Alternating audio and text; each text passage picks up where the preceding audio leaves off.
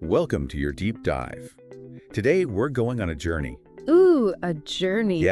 Through this piece of writing you share with us, Right. all about personal growth and resilience Yeah. and finding meaning in life's twists and turns. Mm-hmm. And, it's really cool because we're exploring one person's unique perspective Yeah. on these big themes. Right. What stood out to me was how this author finds meaning in the everyday. Yeah. Even when things get tough. It's like they've given us this map to navigate the chaos, A framework. Yeah, a framework for finding those little sparks of hope and inspiration. Yeah. Even when life feels like a hurricane. Exactly. Yeah. And speaking of hurricanes, Uh, the author kicks things off by talking about okay. tiny decisions. And they use that classic Greek proverb, Yeah. beginning is half the battle. Right. But they spin it in a way that really resonated with me. Okay. It's not just about starting. Mm. It's about giving ourselves permission to start. It's acknowledging that the biggest hurdle Yeah. often isn't the task itself, Right. but that voice inside us saying, we're not ready. Oh, yeah. We're not good enough. Totally. And this author challenges us to just push past that voice. I love that. And there's this story about Yeah. public speaking Oh, yeah. that illustrates this perfectly. Okay. The author describes how terrified they were at first. Mm-hmm. But through practice and showing up again and again, that fear transformed into comfort, Right. then mastery, and finally a pursuit of excellence. Wow. I found myself thinking like, where am I letting fear hold me back? It's a powerful reminder that we often overestimate that initial discomfort Yeah. and underestimate our capacity for growth. Oh, absolutely. But what's fascinating is the author's emphasis on reflection. Oh, interesting. It's not just about doing, it's about pausing Yeah. to analyze what we've learned from each step. That really stuck with me. Instead of just rushing into the next thing, Mhm. how can we be more intentional Right. about Right. integrating those little lessons, those tiny decisions, Yeah. into a larger pattern of growth? Absolutely. What small steps can you take today towards a goal that feels That's a good question. daunting? Daunting. Yeah. And this leads into another Okay. powerful idea the author explores, Right. navigating challenges. Okay. They use this metaphor of weathering a storm. Okay. But instead of focusing on defeating the storm, they talk about riding each wave. Wait, so it's not about conquering the challenge all at once. Right. It's about recognizing that we don't control the wind or the rain, Okay. but we can control how we adjust our sails. Interesting. The author highlights the importance of focusing on what we can control, Uh-huh. letting go of what we can't, Okay. and accepting that sometimes the journey is about navigating the rough seas, Yeah. not avoiding them. Okay, this is where it gets really interesting for me. Oh, really? The author shares a story about a lost day. One where everything just seemed to go wrong. Mhm. They felt like giving up, writing the whole day off as a wash. Oh, wow. But then they had this shift in perspective. Interesting. They realized that even amidst the chaos, Yeah. even when things haven't gone according to plan, Hmm. there's always an opportunity to reclaim the narrative, Right. to find a moment of value, Yeah. a spark of light. Yeah, to salvage it. They even have this great line. Okay. Something that I think is beautiful about life is that you can get countless things wrong. Wow. You only need to get one thing right. Hmm. How can you apply this to your own life? Yeah, how can you? How can you find those one thing right moments, Right. even when things feel chaotic? It's a beautiful reminder that we have more power than we often realize. Yes. Even when we feel powerless, Absolutely. there's always something we can do, Mm. even if it's just shifting our perspective, Yeah. reframing the situation. And this leads into a really evocative passage about watching the sunrise. Okay. But what surprised me is that the author isn't fixated on the moment the sun crests the horizon. Huh. They're more drawn to the time before sunrise. Oh, wow. That subtle shift from darkness to light. It's like they're saying the process of transformation Yeah. is just as beautiful, maybe even more so, Interesting. than the culmination. Yeah. They find meaning in those subtle gradations, those in-between spaces. Now I'm curious, what seemingly ordinary experiences in your life hold deeper meaning if you look closely? Oh, that's a good question. Where can you find those moments of quiet transformation, Yeah. those subtle shifts from darkness to light. The author then dives into a very personal experience with guided breath work Okay. that led them to this profound realization about self-love. Yeah. But it's not the self-love we often see on social media, All right. all about bubble baths and affirmations. Mm-hmm. It's deeper, more about choosing to see ourselves as worthy, Yeah. regardless of external validation. They talk about pushing away negativity, embracing authenticity, Right. rejecting learned helplessness. Mm. It's like they're reclaiming their power, Totally. choosing to love themselves not as a reward, Yeah. but as a foundation for everything else. There's this vivid description of a visualization they experienced during this breath work. Oh, wow. Ascending a ladder into a canyon. Okay. At the top, it's dark and colorless, Yeah. representing the negativity they've internalized. Interesting. But as they climb down, the colors become more vibrant, Okay. culminating in this scene of pure beauty and light. What a powerful metaphor Yeah. for shedding those layers of self-doubt Uh-huh. and uncovering the vibrant, authentic self underneath. Right. It's like they're saying, this is who I am, Yeah. and I choose to love this person, flaws and all. And that raises a question for you. Okay. What are some of the black and white concessions you've made in your own life? Those compromises with your authentic self. Yeah. How can you start moving towards a more vibrant, colorful existence? Right. One that truly reflects who you are. So we've got tiny decisions, weathering storms, reclaiming lost days, finding beauty in the mundane, and this deep dive into self-love. Wow. Whew. Uh-huh. It's a lot to unpack. It is. And we're just getting started. Hold on tight, because the author's about to take us on a run Oh. along a sloped beach during high tide. Okay. And trust me, it's a metaphor you won't soon forget. All right. I'm intrigued. Uh-huh.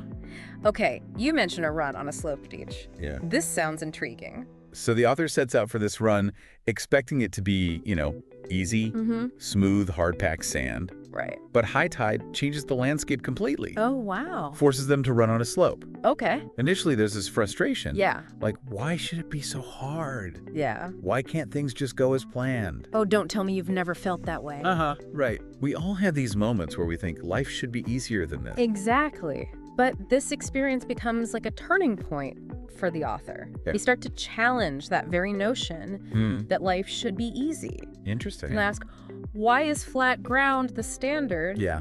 Why do we assume that's the default setting for life? And that really struck a chord with me. Yeah. The author argues that this expectation of ease actually sets us up for disappointment. Right. We develop this victim mentality, feeling cheated when things get tough. There's this line that really drives it home. Okay. The flat ground is not the standard, it is earned. Wow. It's like a punch in the gut, but a necessary one. Yeah. It reframes challenges, not as obstacles, but as opportunities to build strength resilience, Right. to earn that smoother path.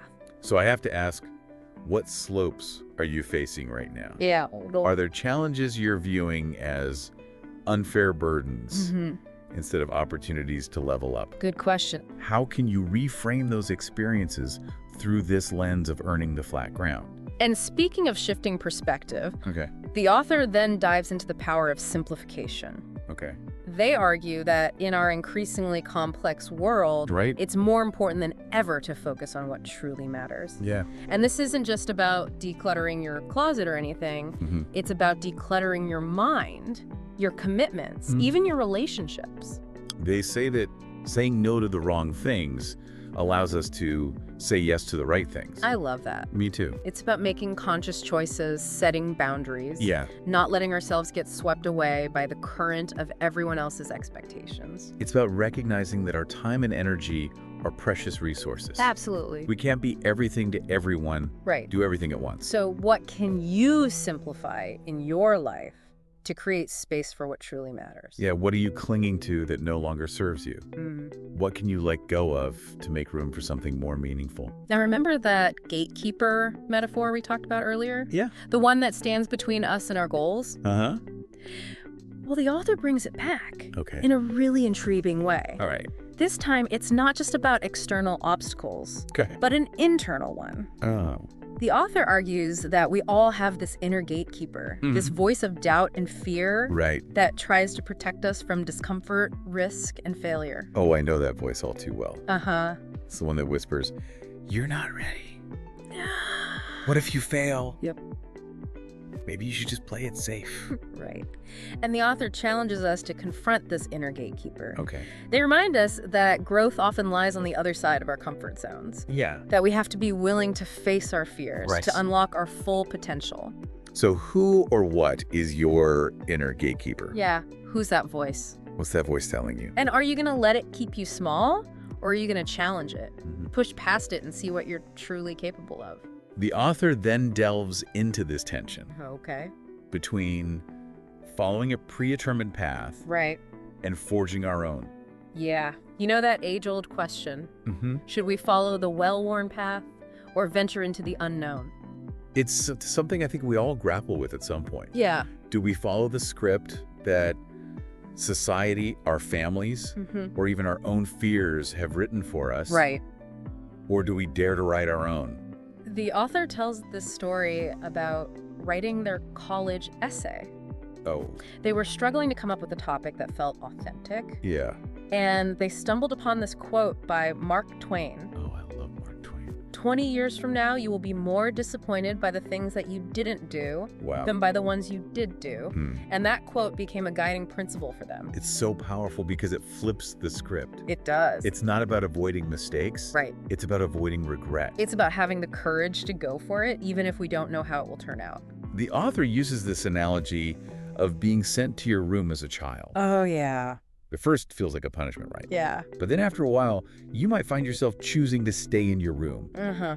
Not because you're forced to, Right. but because you genuinely want to be there. Interesting.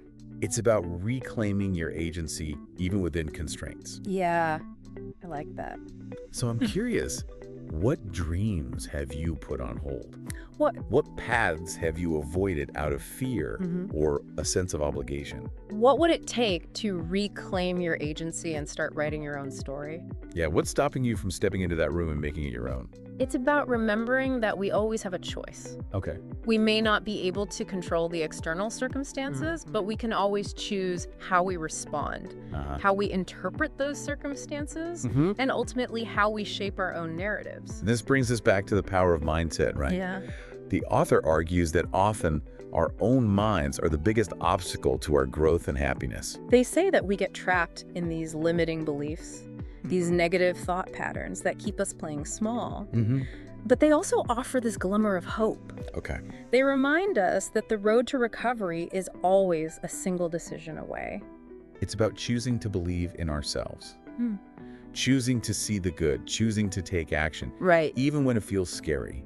It's about remembering that we have the power to change our thoughts. Yeah. And in doing so, change our reality. They even challenge us to reframe our language, Oh, how so? shifting from I have to I get to. Oh, that's interesting. That's a subtle shift, but a powerful one. Yeah. It transforms obligations into opportunities, burdens into blessings. I love that. So thinking about your own life, Yeah. where can you make that shift? Yeah. What are some of the have-tos that you Mhm. can reframe as get to? And here's where the author gets really practical. Okay. They challenge us to identify one small step we can take today Mm. to move towards our goals. Yeah. It doesn't have to be a huge leap. Yeah. Just a tiny step in the right direction, just to get started. They remind us that we don't need to have all the answers or figure everything out in advance. Right? We just need to take that first step Uh-huh. and trust that the path will unfold as we move forward. It's about embracing the journey, not just the destination. And you know what? That gatekeeper metaphor pops up again. Oh, it is. But this time, Yeah. it's guarding the entrance to our own minds. So it's not just about external barriers, Right. but those internal ones we create for ourselves. Exactly. It's those limiting beliefs, those fears and doubts Yeah. that whisper, "You're not good enough. It's too risky. What if you fail?" The author challenges us to confront those inner gatekeepers, to not let them hold us back from pursuing our dreams. It's about having the courage to step into the unknown, Yeah, to embrace the discomfort of growth, right. knowing that true fulfillment often lies on the other side of our comfort zones. And this leads into a beautiful exploration of authenticity. Okay. Of living a life that is true to ourselves. Yeah.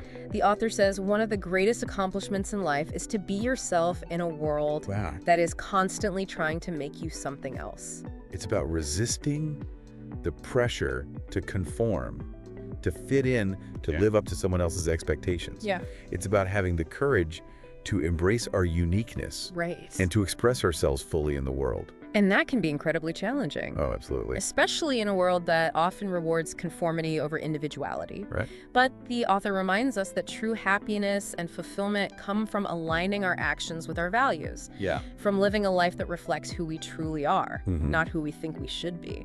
So I have to ask, how can you cultivate more authenticity in your life? Yeah.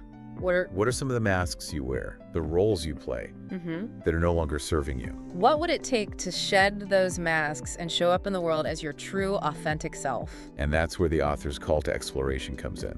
They urge us to embrace a spirit of adventure, Oh, cool. both in our inner world and in the world around us. Right. They use words like explore, dream, and discover, inviting us to break free from routine, Yeah. to try new things, to step outside our comfort zones, and to see the world with fresh eyes. It's about approaching life with a sense of curiosity and wonder, Yeah? like a child discovering the world for the first time. There's this beautiful line, What is it? wander down those paths that have for so long piqued your curiosity. It suggests that there are these hidden passions and interests within us Right. just waiting to be uncovered. So what are some things that have sparked your curiosity, but that you've been hesitant to explore? Maybe it's a hobby you've always wanted to try, a place you've always wanted to visit, Right? a skill you've always wanted to learn. Whatever it is, the author encourages us to take that first step and see where it leads. And here's the thing. Yeah. They emphasize the importance of trusting the journey, even when we don't know where it's going. Having faith Right. that each step we take, even the missteps, Yeah. is leading us closer to our true purpose. They use this amazing metaphor of sailing away from a safe harbor, Okay. catching the trade winds in our sails, and exploring uncharted waters. It's a powerful image of adventure, freedom, and embracing the unknown. Wow, that metaphor really captures the spirit of this whole piece. It does. It's about having the courage to set sail even when we can't see the shore. Exactly. And that trust in the journey ties back to what we were talking about earlier, those tiny decisions navigating the storms, Right. those seemingly insignificant moments that ultimately shape our path. It's like the author's saying, look, life is going to throw you curveballs. There will be high tides, Yeah. unexpected slopes, Right. moments when you feel completely lost at sea. Oh, yeah. But even those moments have something to teach you. They do. It's about finding the meaning, the growth, the beauty in those unexpected detours. Trusting that they're all part of a larger plan, even if we can't see it yet. So as we wrap up this deep dive, Yeah. I'm curious, what are you taking away from this exploration? What's resonating most deeply with you right now? It's been incredible going through this single piece of writing, unpacking all these different layers of meaning. Yeah. We talked about the power of tiny decisions, the importance of weathering storms, the beauty of simplicity, the courage to be authentic, and the thrill of exploring the unknown. For me, one of the biggest takeaways is that we have more agency than we often realize. Right. We have the power to choose our thoughts, our actions, Yeah. and ultimately the direction of our lives. The author doesn't sugarcoat things. Right. They acknowledge that the journey of personal growth can be challenging, Yeah. that there will be setbacks, moments of doubt, even despair. Absolutely. But they offer this unwavering belief in our capacity for resilience, our ability to learn and grow from those experiences. And I think that's what makes this piece so powerful. It's not just a collection of feel-good platitudes. Right.